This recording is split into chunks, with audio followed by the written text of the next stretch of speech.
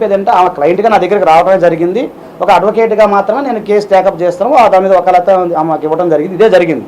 ఇంకా డీప్గా నేను ఒకసారి డిస్కస్ చేసిన తర్వాత ఇంకా మీకు ఏదైనా ఇన్ఫర్మేషన్ కావాలంటే నేను ఎప్పటికప్పుడు మీకు పాస్ చేస్తాను. ఇప్పటి వరకు తను మాట్లాడింది కదా రూమ్ లో దాదాపు హాఫ్ అన్ అవర్ వరకు మాట్లాడారు కదా, మీరు ఏం గ్రహించారు? ఇప్పుడు అఘోరి ఫస్ట్ వైఫ్ లో ఏం గ్రహించారు, ఏం కావాలని ఆమె అంటున్నది?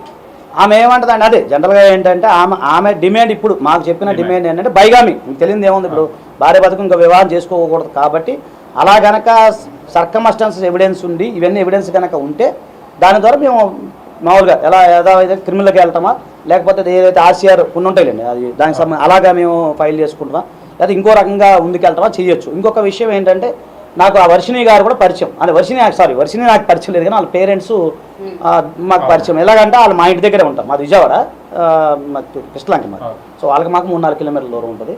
ఆ విష్ణు వాళ్ళు ఉన్నారు కదా, యాక్చువల్ మాకు సర్కిల్ ఉంటుంది కదా, సర్కిల్ ద్వారా పరిచయం. ఆ విష్ణు గారు నిజం చెప్పాలంటే ఒక 15 days బ్యాక్ నా దగ్గర రావడం జరిగింది. కాకపోతే నేను టైం ఇవ్వాలి, వాళ్ళకి అపాయింట్మెంట్ ఇవ్వలేకపోయి నాకున్న బిజీలో కొద్ది షెడ్యూల్లో. వాళ్ళు కూడా రేపు వస్తున్నారు, సాయంత్రం వస్తానని ఇప్పుడే ఫోన్ చేశాడు విష్ణు అన్నారు. ఓకేనండి. సో ఆయన కూడా వస్తున్నాడు. సార్ అక్కడ అది జరిగిందో నాకైతే క్లారిటీ తెలియదు, అది కూడా అక్కడ ఏం జరిగింది అనేది తెలియదు, మేము మామూలు వీడియోలో చూస్తామే. ఒకసారి మరి వాళ్ళతో కూడా చూసి చేయడం, ఎందుకంటే ఆ గతంలో మీకు తెలియదేం కదా అందరికీ, అఘోరి గారికి అప్పుడు అదే ఆంధ్రాలో గొడవ అయినప్పుడు నేను డీజీపీకి లెటర్ రాశాను, మన ఛానల్ అన్నింటిలో కూడా వచ్చింది. డీజీపీ లెటర్ రాసి నేను ప్రొడక్షన్ ఇచ్చాను అప్పుడు. సో ఏమైందంటే అది ఇప్పుడు మరి ఇట్లా ఇతను నేను హైందవ సంబంధించి నేను వచ్చాను, సనాతన ధర్మం కోసం పాటుపడుతున్నట్టు ఎవరైనా ముందుకు వస్తారు, నేను ఆ విధంగానే వచ్చాను. కాకపోతే ఇట్లా మహిళల పట్ల ఇట్లా ఉండటము, ఇవి కొన్ని ఉండటం కదా, ఇవన్నీ ఉండటం అంటే నాకు కూడా కొంచెం బాధ అనిపించింది. మీరు అందరూ సపోర్ట్ చేస్తే ఆ సంబంధించిన మీరు అన్నట్టు ఫోటోలు కానీ ఆ వాయిస్ సంబంధించినవి కానీ అవన్నీ కూడా మనం మీరు ఇప్పుడు first wife and second wife, Aghori first wife second wife ఇద్దరి మూలాలు విన్నారు కదా సార్, ఏం సిమిలారిటీస్ కాదు పప్పు ఇక్కడ ఆమె వాళ్ళ వర్షన్ నేను వినలేదండి, వినలేదు. చెప్పమ్మా. వర్షిణి విషయం ఇప్పుడు జనాల్లో 15 to 20 days నుంచి ఉంది. ఈ 15 to 20 days లో ఒక అమ్మాయితో ఉంటున్నాడని మీడియా అంతా కూస్తూ ఉంటే ఈ 20 days తర్వాత నేను కూడా అదే ప్రశ్న అడిగాను, అది కూడా చెప్తాను, అది కూడా ప్రశ్న అడిగాను. ఇంకో డౌట్ మీకు రావాలి, మీ వెనక ఏమన్నా వేరే కొన్ని హస్తాలు ఏమైనా ఉన్నాయా అదే తల్లి, నేను కూడా అదే నాకు కూడా ఐడియా ఉంటుంది కదమ్మా. ఏంటి నేను కూడా ఆ ప్రశ్న కూడా అడిగా, ఎందుకంటే ఇప్పుడు దానికి సమాధానం నేను చెప్తాను, నేను కాదు ఈయన చెప్పాలి. ఎందుకంటే నేను అది కూడా అడిగా పప్పు, ఎందుకంటే మనం మాట్లాడేటప్పుడు జాగ్రత్తగా మాట్లాడాలి. నేను ఏమన్నానంటే అమ్మ మరి ఇన్ని రోజులు ఇప్పుడు కదా తల్లి, జనవరి 1 మళ్ళీ క్లారిటీ ఇస్తాను. జనవరి 1వ తారీఖు ఈమెకి తాలిబొట్టు కట్టాడని ఈమె చెప్పారు. ఇప్పుడు వచ్చిన ఆమె బాధితుల పేరు నేను మాట్లాడకూడదు, ఎక్స్ అనుకోండి. వై అనే వ్యక్తి, మీరు అక్కడ అర్థం చేసుకో, వై అనే వ్యక్తి అంటే వాళ్ళు, ఓకేనా. సో ఆ వై అనే వ్యక్తికి జనవరి 30 నాడు తాలిబొట్టు కట్టాడని చెప్పి మనకు వచ్చిన ఇన్ఫర్మేషన్. అంటే జనవరి 1 ఒక ఎక్స్ అనే వ్యక్తి తాలిబొట్టు కట్టడం జరిగింది, వై అనే వ్యక్తికి జనవరి 30 నాడు అంటే 1 month గ్యాప్ అయింది.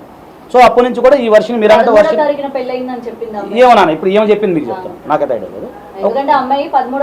అదే నాన్న ఒక్క నిమిషం, ఇప్పుడు ఈమె చెప్పింది నేను చెప్తాను. సో పోన్లే 13-20 మధ్య గ్యాప్ అయితే వచ్చిందిగా, 10-12 రోజులు గ్యాప్ వచ్చింది.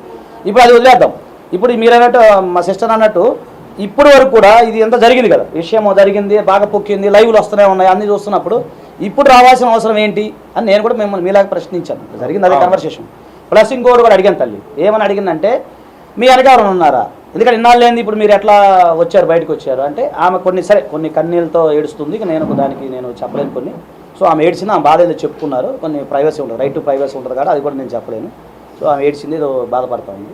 సో దాని గురించి నేను ఎక్స్ప్లెయిన్ చేస్తాను, ఎందుకంటే ఇప్పుడు కొద్దిగా మనకి ఇంకా కేసు అనేది మేము ముందుకు వెళ్ళలేదు కాబట్టి ఇప్పుడు రైట్ టు ప్రైవసీ అనేది ఉంటుంది కదా, కొన్ని దానికోసం అడుగుతాం. ఇప్పుడు మీ ఒక్క నిమిషం అమ్మ తల్లి నాన్న, ఇప్పుడు ఇంకేదన్నా అంటే మీరు అడిగారు కదా అమ్మ మాధురి గారు, ఇప్పుడు మీరు అడిగారు కదా నాన్న, ఏమని అడిగారంటే ఇప్పుడు ఎన్ని రోజులు ఎందుకు డిలే అయింది, ఇన్ని రోజులు చూస్తున్నా లైవ్లో చూస్తున్నప్పుడు మీరు ఎందుకు రాలేదు, అలాగే నెక్స్ట్ ప్రశ్న మీ వెనక ఎవరైనా ఉన్నారా, ఆ ప్రశ్న మీరు అడిగారు కాబట్టి దానికి ఆయన సమాధానం చెప్తారు.